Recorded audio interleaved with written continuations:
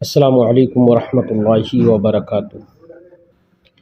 دوستو، آپ نے ایک مثل سنی ہوگی، خدا جب دین لیتا ہے تو عقلیں چھین لیتا ہے۔ یہ مثل آج پورے طور پر ان لوگوں پر صادق آتی ہے جو تقریباً 140 سال کے بعد رشید احمد گنگوہی کے وقوع کذب باری تعالیٰ کے تعلق سے دیے گئے فتوے پر انکار کرتے ہیں، اور آج کے وقت میں مطالبہ کر رہے ہیں کہ رشید احمد گنگوہی کا دیا ہوا فتویٰ کہاں ہے۔ ہم نے اس سے پہلے عبد الرحمن دیوبندی کے مطالبے پر رشید احمد گنگوہی کا دیا ہوا فتویٰ آپ کے حوالے کیا تھا۔ جیسے ہی یہ فتویٰ دیکھا ویسے ہی دیوبندیت کے ایوان میں زلزلہ طاری ہو گیا، پاگل ہو گئے، کیونکہ ان لوگوں نے سوچا بھی نہیں تھا کہ فتویٰ محفوظ ہوگا۔ انہوں نے نہیں سوچا تھا کہ ان لوگوں نے یعنی اہل سنت و جماعت کے علماء نے فتویٰ سوال کر رکھا ہوگا۔ ان کے ذہن و دماغ میں تو صرف یہ بات چل رہی ہوگی کہ اتنے سال گزرنے کے بعد اب فتویٰ ختم ہو چکا ہوگا۔ انہوں نے اپنی شرط کے لحاظ سے، اپنی عادت کے لحاظ سے سوچا، کیونکہ یہ جگہ جگہ پر ان غلطیوں کو یہ دھیرے دھیرے اپنی کتابوں سے ختم کر رہے ہیں اور اپنی کتابوں سے دھیرے ان کو نکال رہے ہیں۔ سوچا ہوگا کہ اتنے سال گزرنے کے بعد یہ فتویٰ تو کسی کو ملے گا نہیں، اور جب فتویٰ نہیں ملے گا اور ہم فتوے کا مطالبہ کریں گے تو یہ لوگ جب ہمیں فتویٰ نہیں دے پائیں گے تو جھوٹے ثابت ہوں گے، اور دنیا جان لے گی کہ ایسا کوئی فتویٰ نہیں ہے۔ مگر انہیں یہ معلوم نہیں کہ نبی کریم صلی اللہ علیہ وسلم نے ارشاد فرمایا، اتقوا فراست المؤمن فإنه ينظر بنور اللہ۔ اللہ رب العزت نے ہمارے علماء ربانیین کو ایمانی فراست عطا فرمائی ہے۔ ان کی نگاہیں دیکھ رہی تھیں کہ آنے والے زمانے میں مکار مکر و فریب کریں گے، واقع کو غیر واقع، موجود و ثابت کو معدوم بنانے کی کوشش کریں گے، اور اندھ بھکتی، عناد، مکابرہ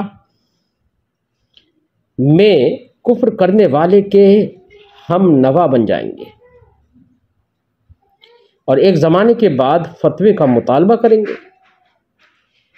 ہمارے ان علماء ربانیین کی دور رس نگاہیں دیکھ رہی تھیں، اس لیے انہوں نے ان کی خرافات بھرے فتووں کو بھی محفوظ کر دیا تھا۔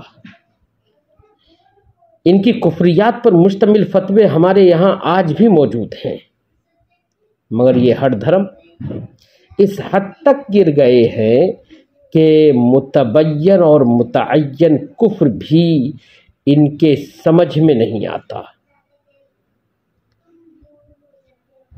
دیدہ کور کو کیا آئے نظر کیا دیکھے، چمگادڑ دن کی روشنی میں نہیں دیکھ پاتا ہے۔ تو اس کا مطلب یہ نہیں ہے کہ سورج کالا ہو گیا ہے، سورج کی روشنی ختم ہو گئی ہے، پورا جہان جانتا ہے۔ تو چمگادڑ کی آنکھوں سے اگر نہیں دکھ رہا ہے تو اس سے سورج کا سیاہ ہونا لازم کبھی نہیں آتا۔ فتویٰ برسر عام لانے سے پہلے مجھے معلوم تھا کہ ان کو فتویٰ دکھایا جائے گا تو یہ انکار کریں گے، کیونکہ یہ ان کی ہمیشہ سے عادت رہی ہے انکار کرنے کی۔ جہاں پر پھنستے ہیں فوراً انکار کر دیتے ہیں۔ کہ نہ ثبوت مانیں گے نہ ہم پر کوئی حکم لاگو ہوگا، کیونکہ انکار کے سوا ان کے پاس اور کوئی راستہ ہی نہیں ہے۔ ہم نے کتابوں میں سفسطائیہ کے بارے میں پڑھا ہے کہ یہ وہ فرقہ ہے جو اپنی شاخوں کے ساتھ تھوڑے تھوڑے اختلاف کے ساتھ بالکل لیا انکار سے متصف ہے۔ یہ فرقہ جس نے بالکل بدیہی محسوس چیزوں کا بھی انکار کر دیا۔ یہ فرقہ کہنے کو آج کے دور میں ختم ہو گیا، لیکن اس فرقے کے دم چھلے، مکار، فریبکار دور حاضر کے یہ کافر فرقے آج بھی موجود ہیں، جو کسی بھی حقیقت کا انکار کرنے سے گریز نہیں کرتے۔ لیکن اگر یہ دن کے دن ہونے کا انکار کریں تو دنیا اندھی نہیں ہے، ساری کائنات دن کو دن ہی سمجھے گی۔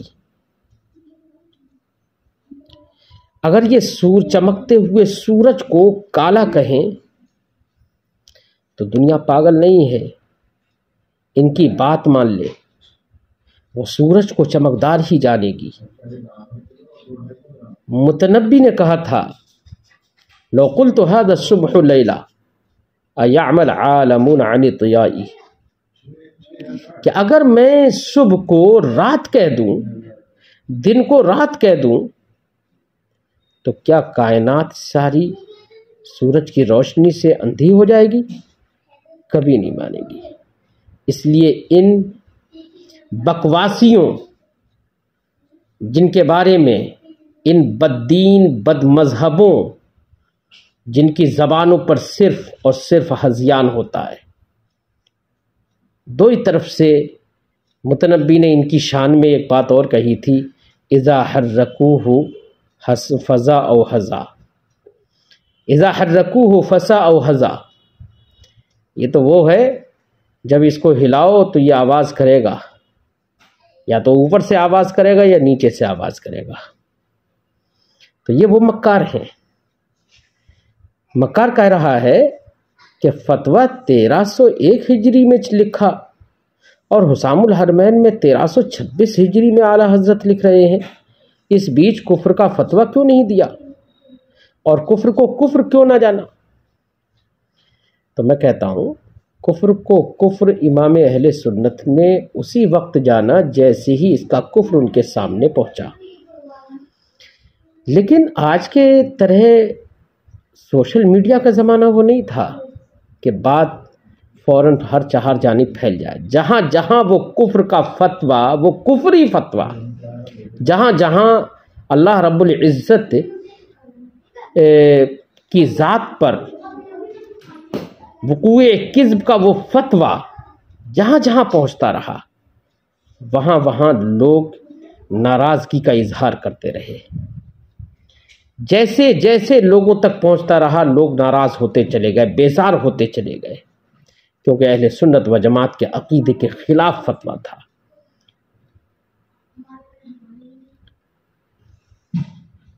1301 ہجری میں حسام الحرمین میں اس نے 1301 ہجری میں یہ فتویٰ لکھا اور حسام الحرمین میں 1326 ہجری میں اعلیٰ حضرت نے تحریر فرمایا۔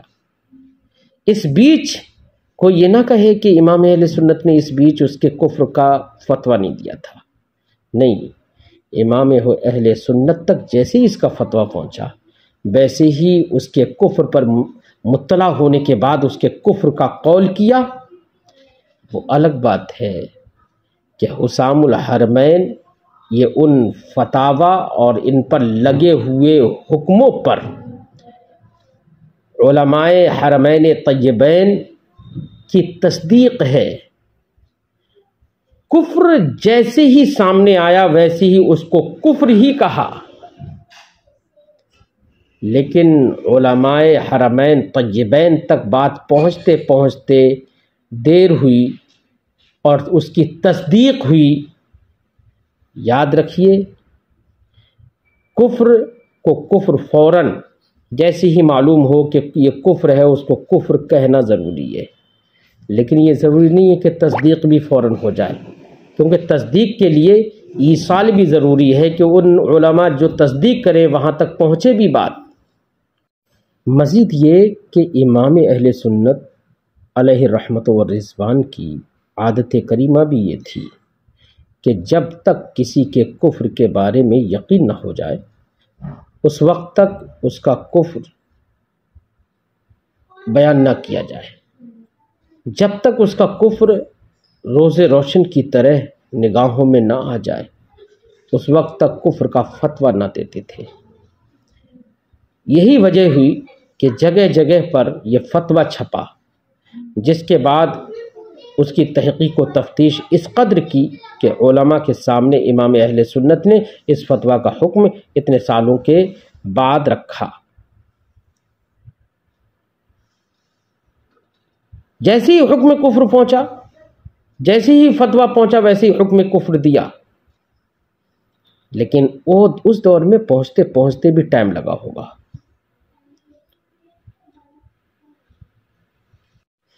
نیز رشید احمد گنگوہی نے جب یہ فتویٰ دیا تھا اس کے بعد ہی فوراً اہل سنت و جماعت میں ناراضگی پھیل گئی۔ لوگ رشید احمد گنگوہی کو اللہ کا گستاخ جاننے لگے۔ اسی دور سے یہ فتویٰ لگاتار بیزاری کا باعث بنا رہا۔ اگر اس کا ثبوت لگاتار تواتر کے ساتھ نہیں ہوتا تو پوری دیوبندیت کو اس کا جواب دینے کی ضرورت نہیں پڑتی۔ حالانکہ پوری دیوبندیت نے ایڑی چوٹی کے زور لگا کر اس فتوے کی بیجا تردید میں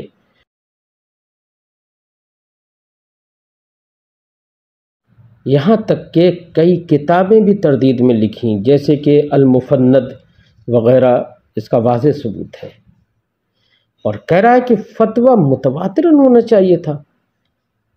یہ لگاتار اگر اس کا وجود نہیں ہوتا تو تمہیں اتنی محنت کرنا پڑتی تردید میں، اور یہ تردید کرنا خود دلیل ہے اس بات کی کہ فتوے کا ثبوت ہے۔ اب جاہلو، آج تم مانو یا مت مانو۔ آخر میں اس مکار عنادی شخص سے میری ایک گزارش ہے کہ اگر تو اس فتوے کا بے دلیل انکار کر رہا ہے جبکہ اس میں رشید احمد گنگوہی کے دستخط اور مہر بھی موجود ہے، اور احتمال ناشی لا عن دلیل کی بنا پر وجود فتویٰ کا انکار کر رہا ہے، تو میرا ایک سوال ہے، رشید احمد گنگوہی کوئی شخص تھا یا نہیں تھا؟ اگر آن جناب کہیں کہ نہیں تھا فبہا، رشید احمد گنگوہی کا ہی انکار کر دیا، نہ رہا بانس نہ بجے گی بانسری، کوئی بات نہیں۔ اور جب تھا ہی نہیں تو اس کو مقتدا، اگر یہ کہو کہ تھا نہیں تو ہم کہتے ہیں فبہا، لیکن آپ ذرا سوچو، جب وہ تھا ہی نہیں آپ کے بقول تو اس کو مقتدا ماننا، اس کی پیروی کرنا، اس کو شیخ و امام تصور کرنا، یہ شیء معدوم پر یہ سارے احکام لگانا، یہ تو نری جہالت ہے۔ اور اگر تھا تو اس کا وجود کس دلیل سے ثابت، کون سی دلیل ایسی ہے جس سے اس کا وجود ثابت ہو جائے؟ جس دلیل سے اس کا وجود آپ ثابت کر دیں گے اسی دلیل سے ہم فتوے کا ثبوت پیش کر دیں گے۔ پوری دیوبندیت پر لازم ہے کہ رشید احمد گنگوہی کے وجود کو کسی دلیل سے ثابت کریں۔ اگر یہ کہیں کہ رشید احمد گنگوہی کی اتنی کتابیں موجود ہیں، اتنے رسالے موجود ہیں، اتنے فتاویٰ موجود ہیں، ان فتاویٰ کا وجود یہ بتاتا ہے کہ رشید احمد گنگوہی ایک شخص گزرا ہے جس نے یہ کتابیں یہ فتاویٰ لکھے، یعنی مکتوب کاتب کے وجود پر دلیل، تو ہم کہیں گے کہ انہی فتاوا میں سے ایک فتویٰ وقوع کذب باری کا بھی تو ہے۔ جب یہ فتویٰ رشید احمد گنگوہی کے وجود پر دلیل ہو سکتے ہیں تو خود اپنے وجود پر دلیل نہیں ہوگا؟ یہ تو شے موجود کو موجود نہ کہنا اور بڑی بے وقوفی ہوگی۔ نیز اس کے وجود پر جو بھی دلیل قائم کرے، چاہے اس کے کتابوں کا وجود ہو یا فتاوا کا یا رسائل کا، تمام میں احتمال آخر موجود ہے۔ مثلا یہ لوگ کہیں کہ فتویٰ اور دیگر کتب انہوں نے لکھی تھیں، ان کا موجود ہونا ان کتابوں کے کاتب کے وجود پر دلیل ہے، تو ہم کہیں گے اس پر دلیل کیا ہے کہ یہ اسی کی کتابیں ہیں؟ ہو سکتا ہے کہ آپ نے اپنے پاس سے لکھ دی ہو، ان کا لکھنے والا کوئی اور ہو۔ اگر یہ کہیں کہ ان کی اولاد ان کے وجود پر دلیل ہے تو ہم کہیں گے کہ ہو سکتا ہے کہ یہاں پر بھی قدم لغزش کر گیا ہو اور موجودہ اولاد اس کی اولاد نہ ہو اور یہ نسبت الی غیر الاب ہو، لہذا اولاد کا ہونا بھی اس کے وجود پر دلیل نہیں ہو سکتا، چونکہ احتمال آخر یہاں پر بھی موجود ہے۔ آپ کے بقول آپ فتوے کا انکار اسی لیے کر رہے ہیں کہ احتمال آخر ہے، تو احتمال آخر یہاں پر بھی ہے۔ پوری دیوبندیت اکٹھی ہو کر رشید احمد گنگوہی کے وجود کو ثابت کرنے میں لگ جائے گی، ایڑی چوٹی کے زور لگا لے تب بھی اس کا وجود ثابت نہیں کر سکتی۔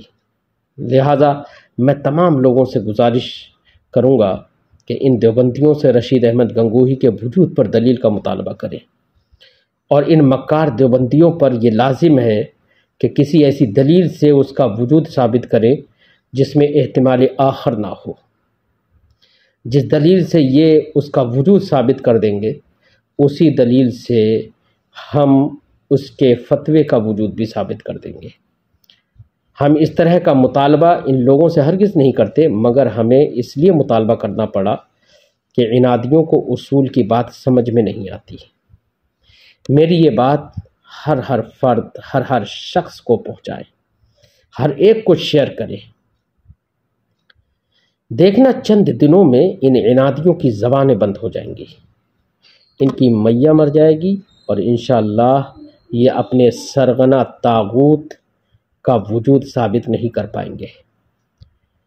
جبکہ سرغنہ کو مرے ہوئے وقت کم گزرا ہے اور وقوع کذب کے فتویٰ کے صدور پر وقت زیادہ گزر گیا ہے۔